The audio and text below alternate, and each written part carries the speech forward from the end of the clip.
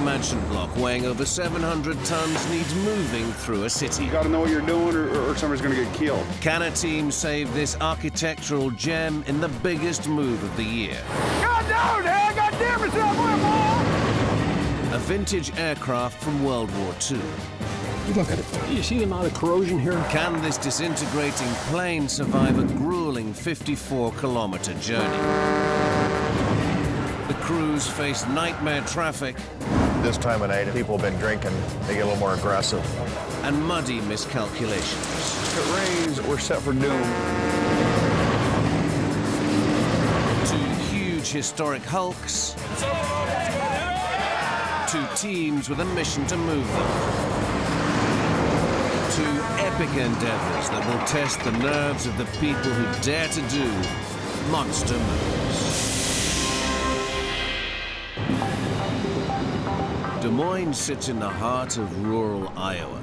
It's one of the fastest growing cities in America's Midwest, with agricultural and financial businesses buying up land. Less than a century ago, Des Moines was a small prairie town, a farming community with strong family ties. Today, there's hardly anything left of the old city. The Murillo mansion block is one of the last historic buildings to survive. And it too is scheduled for demolition to make way for a corporate headquarters. We knew it was in jeopardy. We've known that for a while, but we figured we had maybe a few years to work on some kind of a preservation plan. We found out, though, that recently we had 4 months. Built in 1903, the Murillo is a rare example of classical revival architecture. This 3-story masonry building was a classic apartment block of its time. 100 years ago, I mean, this would have all been a neighborhood. There would have been houses all around here, and the Murillo is the last one left. Rob McCammon of the local Preservation Society is desperate to save the Murillo from the Wrecker's Ball. With just 1 month left before the developers take over the site, Rob appeals to local property developer Phil Kaiser, who shares his passion for period buildings. It's neat. Like the old original mailboxes in front, the marble entryway, it's just great, gorgeous. We've got these beautiful swinging doors. We still have our original wood floors. We have the old original intercom system, which is interesting.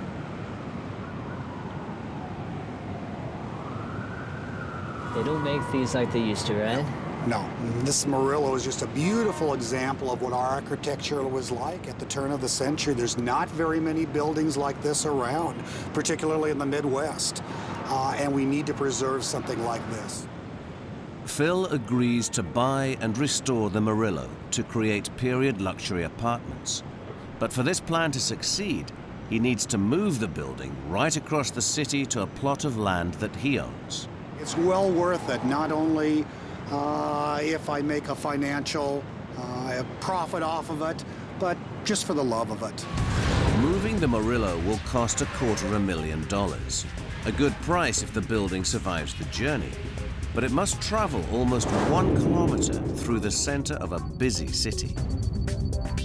The streets are narrow, the corners tight, the curbstones high, the fire hydrants frequent, so moving such a large building will be fraught with hazards. The Murillo weighs in at 700 tons. It will be the largest move undertaken anywhere in America this year. It's going to take a big man to move such a big building. Alfredo! That man is Midwest house mover Jeremy Patterson. The magnitude of the job is unbelievable. I mean, it's one of the largest structures that we'll ever move and one of the largest structures that will be moved.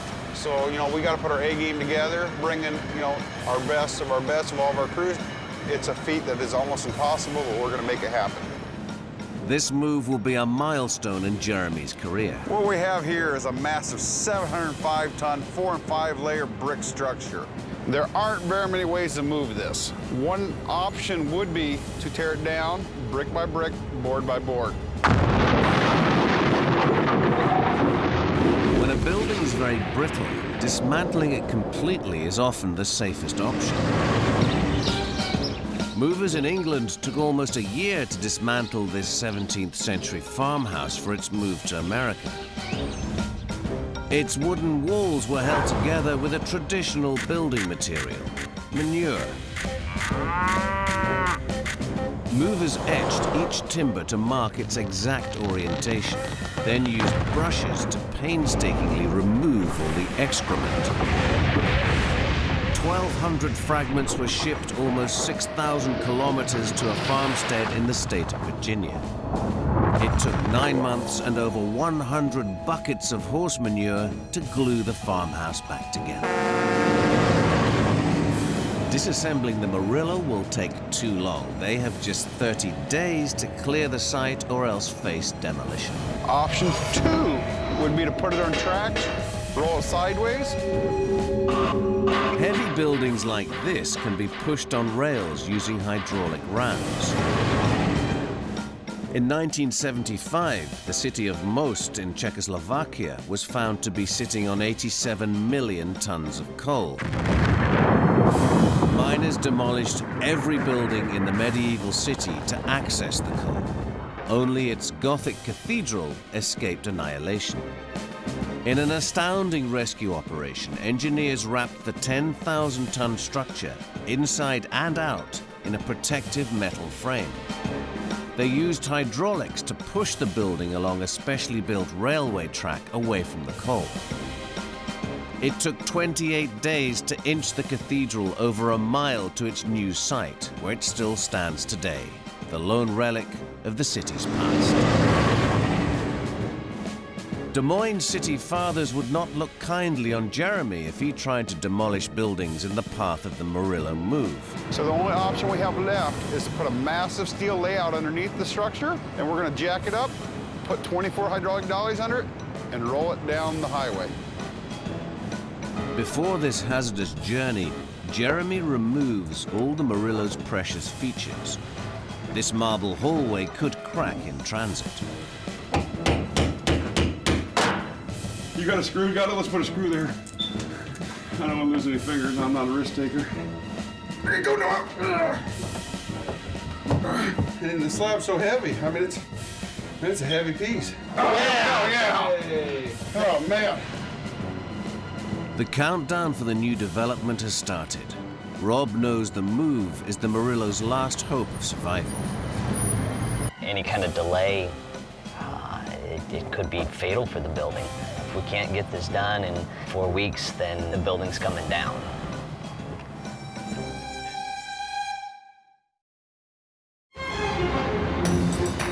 In Vancouver, Canada, an antique aircraft awaits rescue.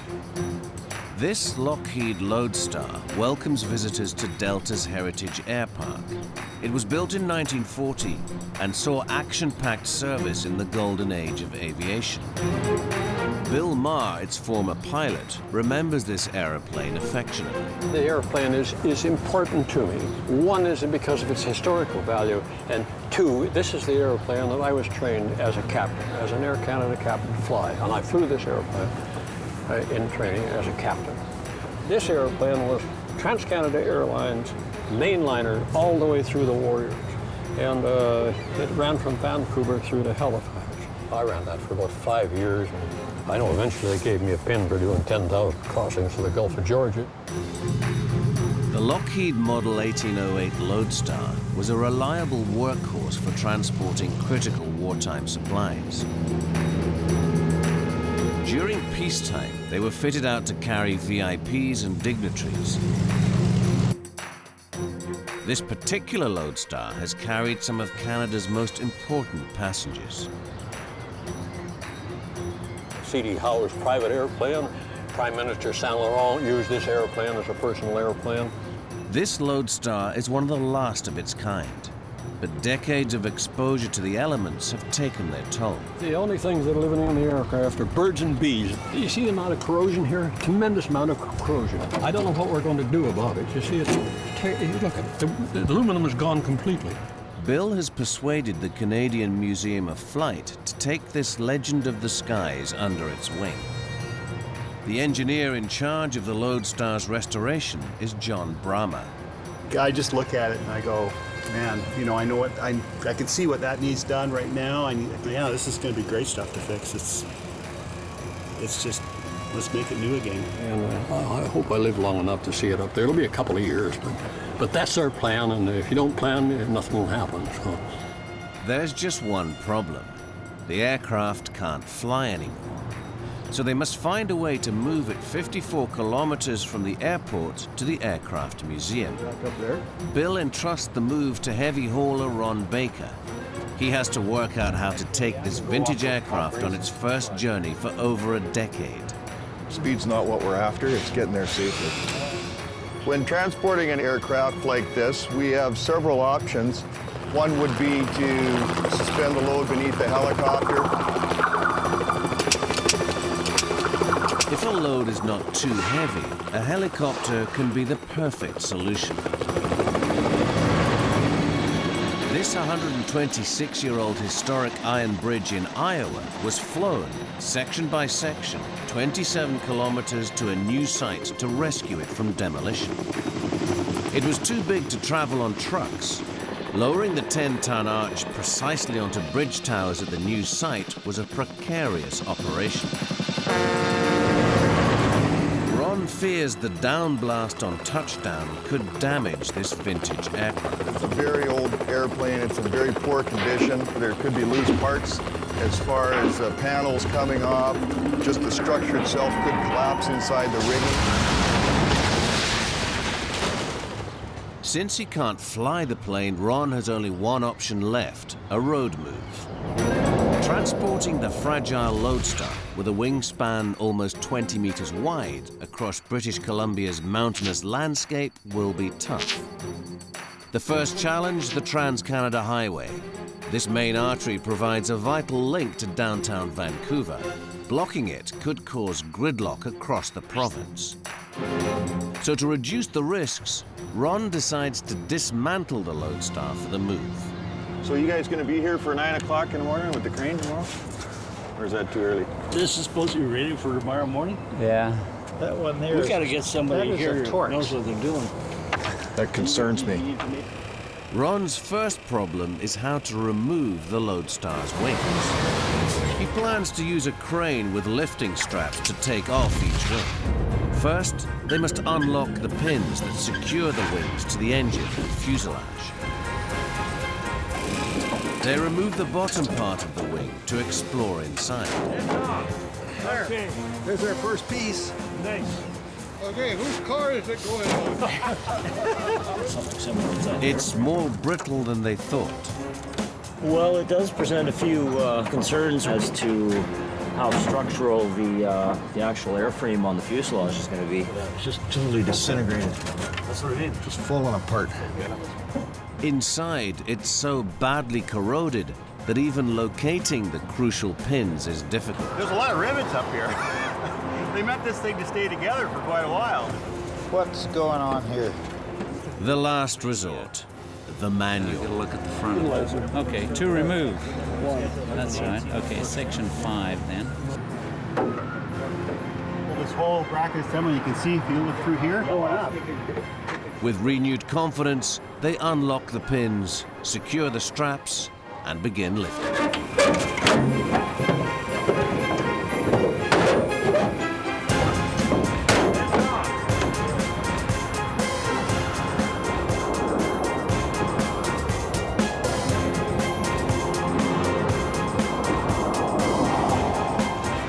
One down, one to go.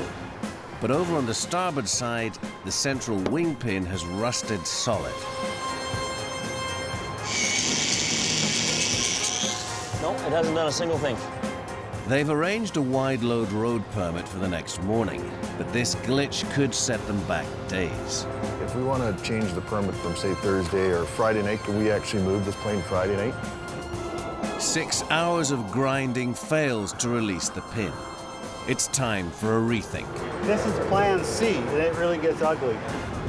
The main pin on the starboard side is proving impossible to dislodge.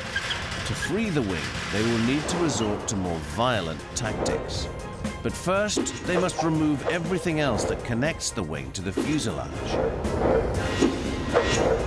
Their high-risk plan is to use the crane to wrench the wing out of its mount with the corroded pin still in place.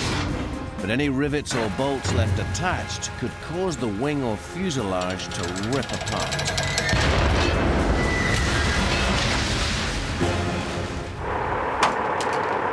Okay, so I can get him to right swing and boom up a touch.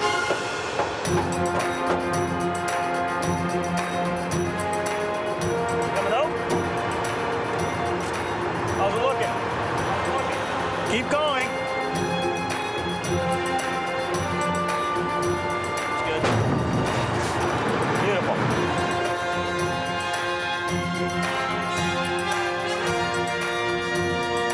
At last, they have the wings off.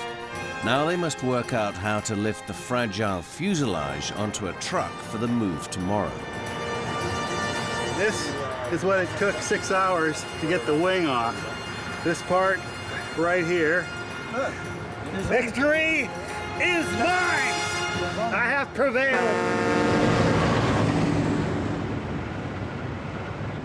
In Des Moines, Jeremy prepares to lift the mighty Murillo off its foundations. He has just 18 days to move it across town. You got to know what you're doing or somebody's going to get killed. This building is an immensely heavy and brittle structure. A colossal chimney runs through the center. The interior walls, partitioning 30 rooms, are made from 3 layers of brick. The exterior walls have 4 layers of solid masonry. To hold all 700 tons of the Murillo rigid during the lift, Jeremy must build a support rig through its base. He will thread over 100 tons of steel through the building to hold it level. The beams must support every wall, or entire rooms could collapse when they raise up the building. As he cuts holes for the beams in what he thinks are solid walls, he makes a worrying discovery. We thought it was solid brick. It turned out it's not. It's a layer of brick tied to another layer of brick. But then we got an air gap, which we don't like at all, which is a bad thing on its own because you have the chance of collapsing. The walls are not tied together. And even worse, the mortar between the bricks is disintegrating. If it was mortared in, you wouldn't have to catch every brick. But now if you don't catch one, the first one falls, second one, it's just a domino effect. It went from a tough project to a headache of a project real fast. It's essential Jeremy positions the beams precisely to shore up the loose bricks. But just as he begins sliding them in, he receives bad news. Right now, as we're standing and just watching radar, we're looking at a winter storm warning of 12 inches of snow tomorrow. So that's going to be a tough deal for us. You know, hopefully don't shut down our project. Jeremy races to install all 43 beams to keep the move on track. Not so easy in city traffic. Going out on the roads, son of a bitch, people don't take caution when they're driving. I mean, it's starting to snow now, so the conditions are getting worse. So, you know, now we've got to watch our guys a little alone, worried about what we're doing. We've got to worry about the idiots hitting us. It takes a whole afternoon to slide in the first beam. Yes, sir! Then the blizzard strikes. Oh, we have freezing rain, snow, slushy everywhere now. With just 11 days to go before the move, they have to keep going regardless of conditions.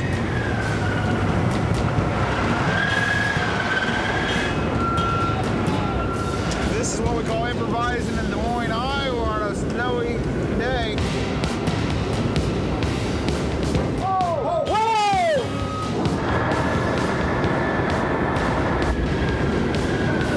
Whoa! Snowing again, God, about there, let's go! After a week's intense work, the most complex lifting rig Jeremy has ever built is ready.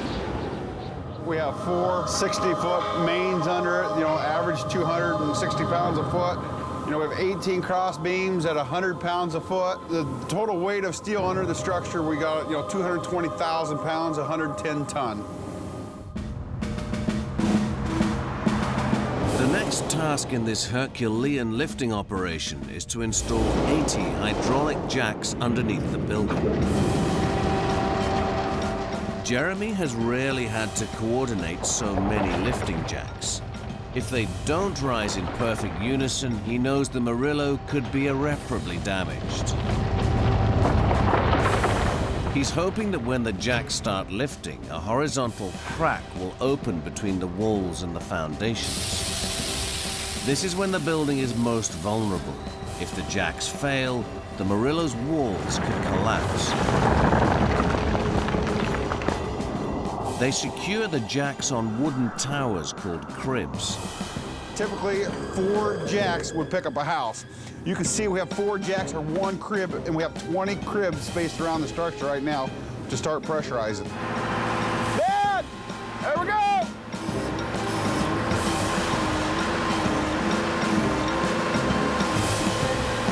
Okay, let's plug it over!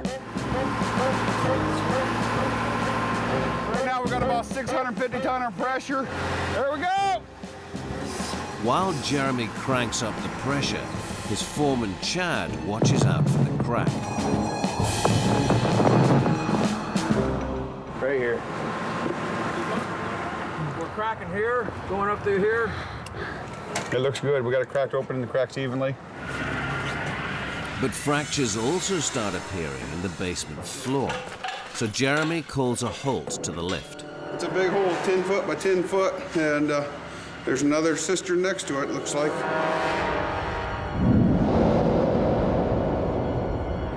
He's discovered a large cistern in the basement. An underground cavity might not appear dangerous, but Jeremy knows it could spell disaster. Because the jacks bear the entire weight of the building, the extra load above the cistern could cause the floor to cave in.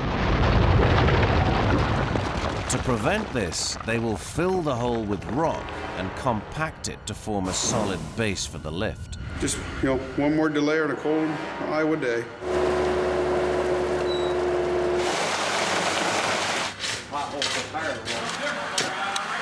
Before they begin lifting again, he alerts his crew to the increased danger of falling masonry.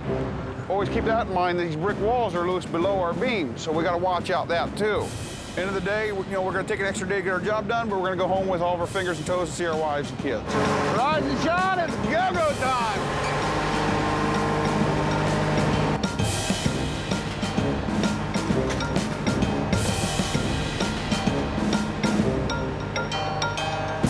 You check and recheck everything.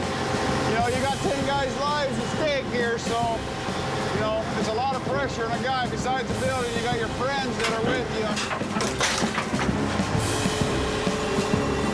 It takes the entire day to raise the building a meter into the air.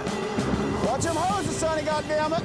There's no going back now. We're committed. We're 6 inches off our brick. 1, 2, 3, 4, 5, 6, 7, 8, 9, 10.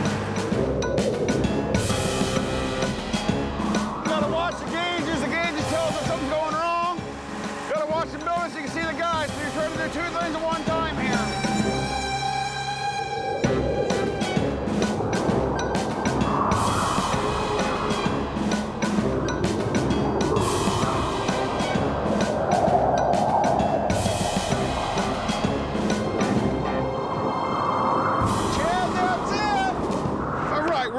We're successful, we got it done. Now Jeremy faces a daunting calculation. How many sets of wheels will he need to support this monster on tomorrow's move?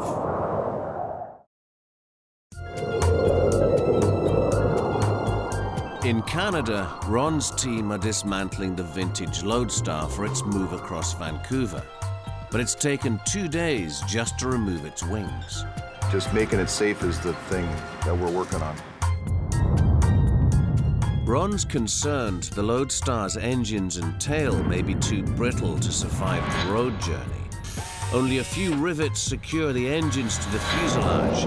These are corroded and could break off.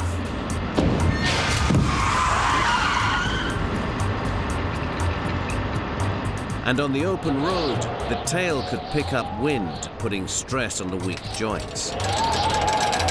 The airstream passing over the tail could lift it off the fuselage, leaving a trail of destruction.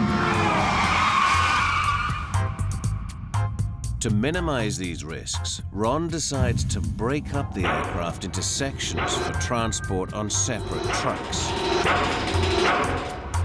Their road permit is for tomorrow, so they have no time to lose. Oh, yeah, that's what we wanted to do.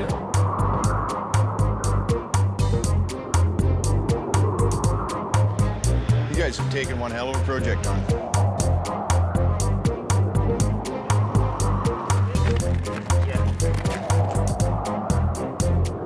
Their most delicate maneuver is lifting the decaying fuselage onto the truck. It's worse than picking up an egg. It's like picking up a rotten egg. The underside of the Lodestar is particularly corroded. If Ron's team thread lifting straps directly under its central section, they could slice through the aircraft's wafer-thin frame. So instead, they must select the strongest lifting points at either end of the fuselage, the front end of the wing and far end of the tail. You could lift these floorboards up and they could be completely gone. Well, that's gonna collapse like crazy. It's just gonna fold right up on you if you don't hit it right. It could get very ugly very quickly. Crane operator Bruce is anxious to get going before the wind picks up. What we don't want is a gust of wind to grab it and flop it over, right? It's okay, it'll work fine. We'll be careful with her, I can guarantee it. With the straps bearing the Lodestar finally takes off. This gonna hold together, Bruce?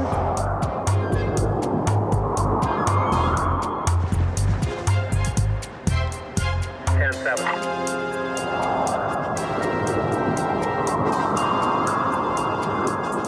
There you go. First flight in I don't know how many years. Now they must make a successful landing on the back of the truck. Ron wants to carry the fuselage and wings on the same low loader, but this creates potential problems. Even tied down, the wings and undercarriage could fall off in transit. To prevent this, Ron decides to build a support cradle for the back of the truck. 2 steel beams should hold the wheels rigid, while over 60 meters of straps secure the wings. Unfortunately, the cradle raises the fuselage height to almost 5 meters, so they'll have to hold their breath when they drive under low bridges.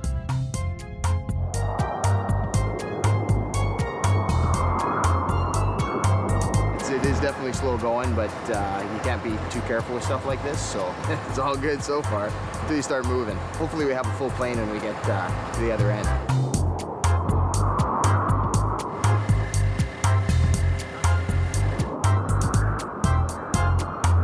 They weld steel chocks under the wheels to prevent them from rolling. It's looking good. While wooden wedges secure the wings upright. So that's holding that okay? Like you can push on it and it's not bad?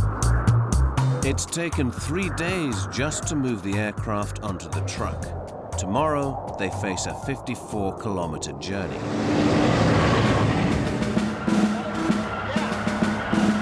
In Des Moines, Jeremy's working out how many wheels to put under the Murillo to prepare it for the road. He plans to position sets of 8-wheeled transporters under the Murillo, called dollies. If he miscalculates the number of dollies needed to support this vast building, the whole operation could be in jeopardy. A labyrinth of sewers and gas pipes snake through the streets below.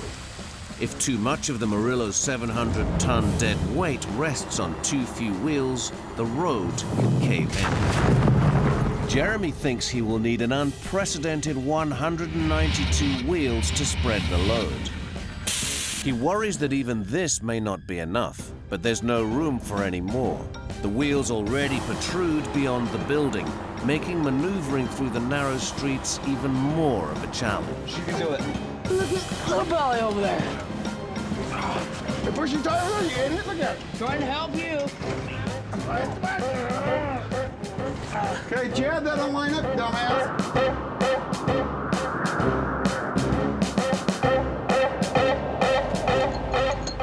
Chad connects the wheels to an engine.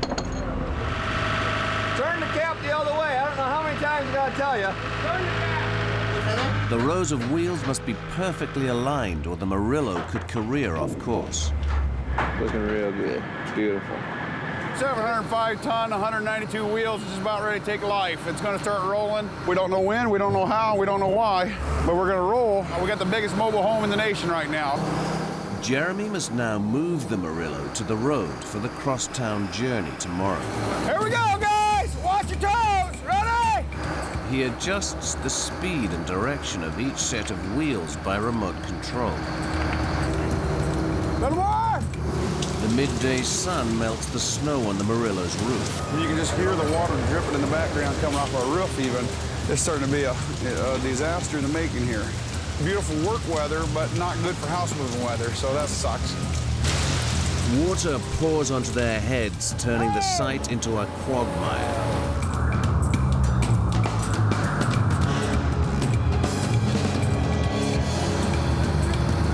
They scramble to build a makeshift ramp to stop the Murillo sinking. Hey! Dad, look at the board going over the tire!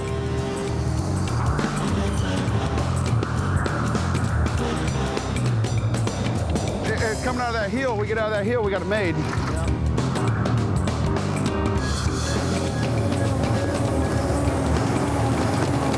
After a month's work, their final battle on site is to release the Murillo from the mud. Oh! End of the day, sun's going down. We're still stuck in the mud.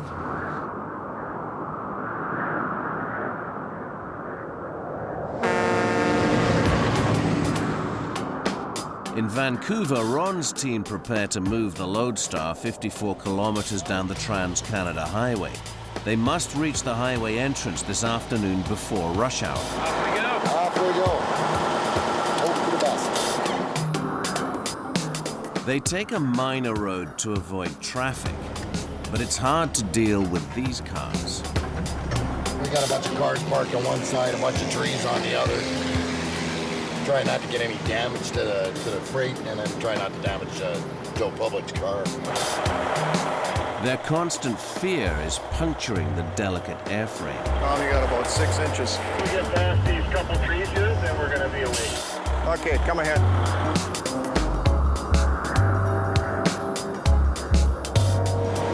Yeah, I think our next hurdle's making that left-hand corner up there. You know what? I'm not going to get this corner. You know what? I'm not going to get this corner. This stop sign is certainly doing its job. The only way around it is to dig it up. Start coming hard. Way over, that's it.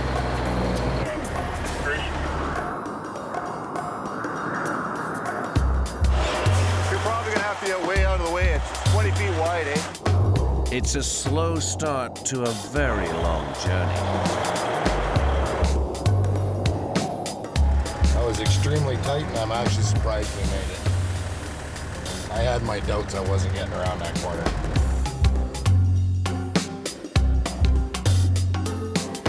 By the time they reach the highway, it's early evening. Our permits for moving the load are in effect between 2 and 5 in the morning. And so now we have to wait till midnight. We'll be back with the truck, hook on, make sure everything's good to go.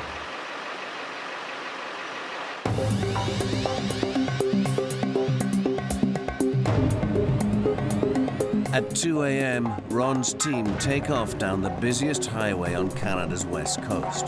This is probably the widest thing I've packed around so far, and I'm actually quite amazed at it.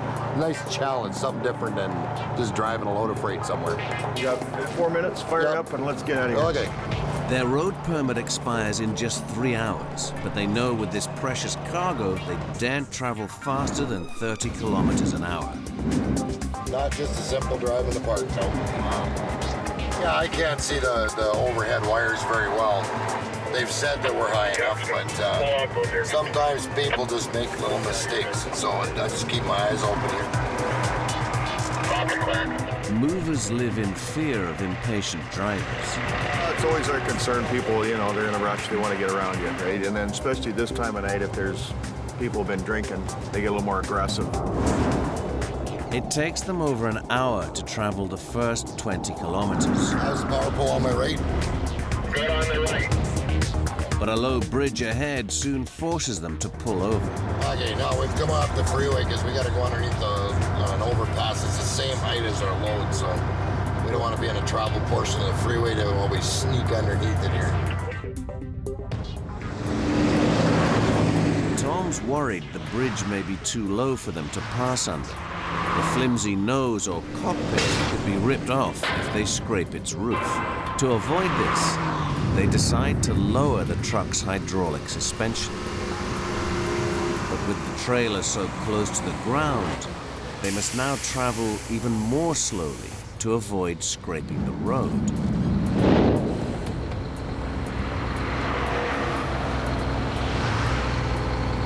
We've got an inch to play with, so when we get up that way, I'm gonna drop the air in my tractor. That's gonna buy us our inch.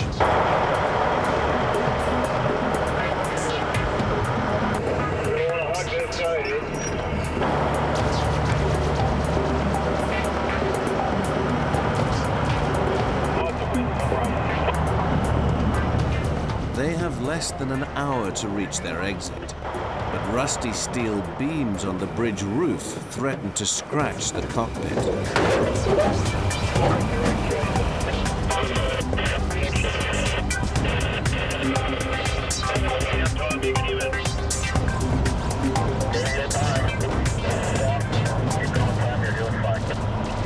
Looks like we squeaked under just nicely. Yeah, it just squeaked through there, but an inch is good as a mile in our business.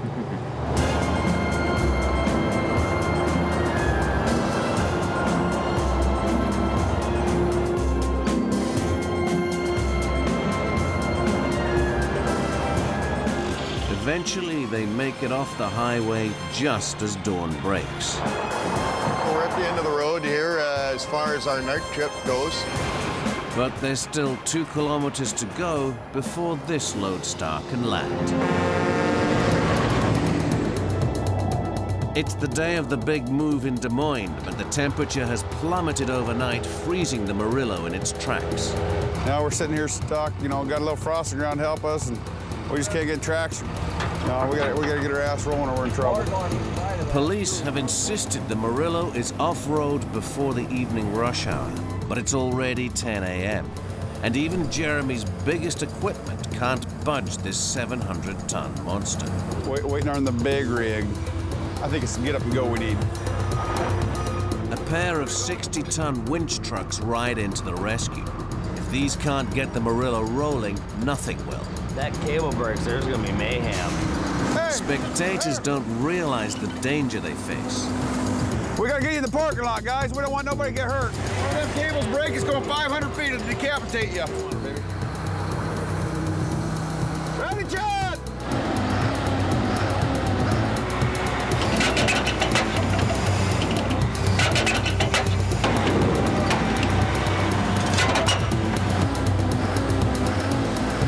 It takes an extra 1,100 horsepower to pull the Murillo out of the hole, but they must think fast to stop it rolling backwards into the ditch.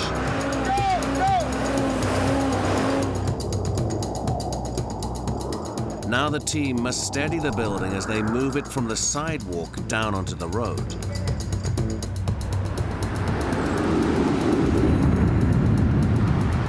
The 20-centimeter curve is like a cliff face for this long set of wheels. They adjust the hydraulics of each wheel set to keep the building level as it makes its descent. But keeping all 180 wheels in check will test their coordination. If a set of wheels rides too low, the building could lean, putting too much pressure on the walls. They can extend the height of each wheel set by up to 16 inches, but this slope pushes them to the limit. 15 inches. We got 1 inch left.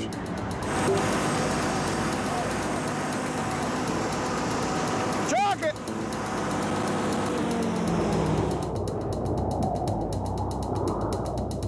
We're doing good. We got out of the mud, we're on pavement, we're powering our own wheel right now. After 2 hours, every wheel has made it across the curve. We need to make up some time, so we're going to kick it up a notch. We're going to go faster. Turbo down the highway. Midday, the team must pick up pace to complete the trek by rush hour. But traveling any faster than 25 meters an hour is dangerous. Down the road, we're going to run into maybe a few problems again. In a brick building, the smallest movement can cause major problems. Every little jolt in the road triggers a shock wave that travels up through the wheels to the walls. These shock waves can cause cracks. It's essential spotters constantly monitor the walls for the first signs, because once a crack starts, it's hard to stop.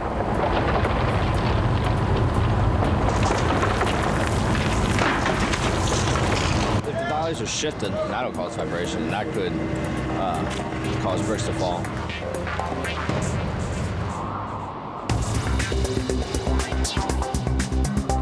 Halfway through the city, the streets close in on them. Hey, look at that. We're going to hit it. This forces the wheels onto the sidewalk.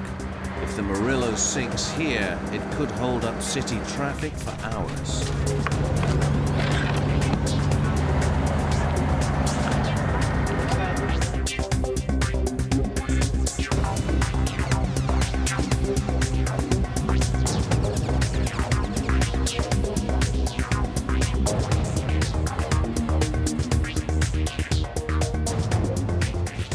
They make it to the new site by late afternoon, but they're not home and dry just yet. Jeremy will feel better when it's in the hole. I will feel better when it's in the hole, there's no doubt about it.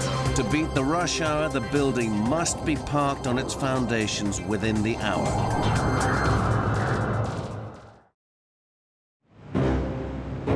In Des Moines, Jeremy has just 1 hour to roll the Murillo onto its foundations. Come on, Phil, push!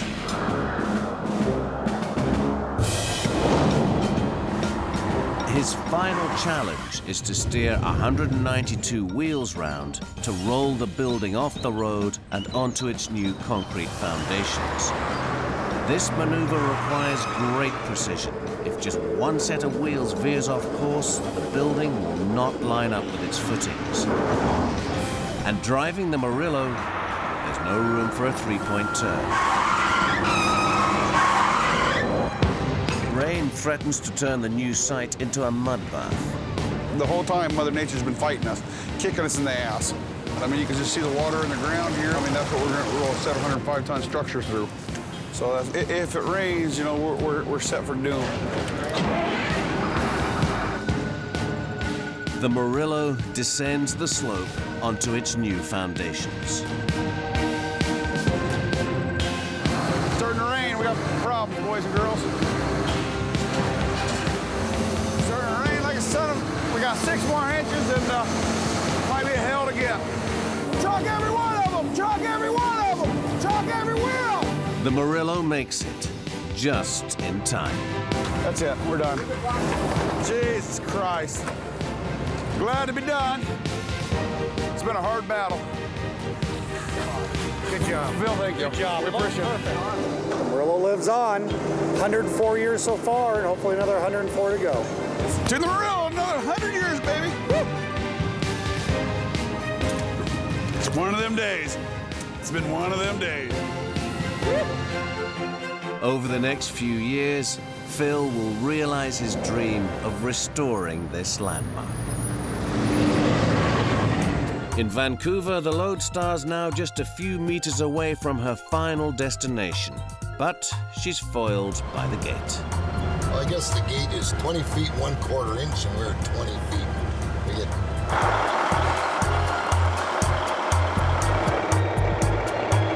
Straight ahead, Tom.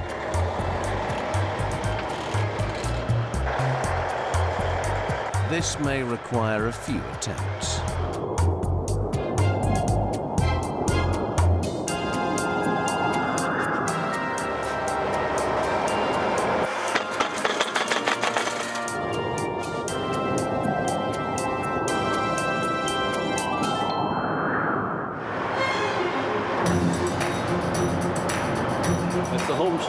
right. That's right. It's amazing to get it here. I didn't know how we were going to move it. Be really gentle, eh? Stuff's like paper thin.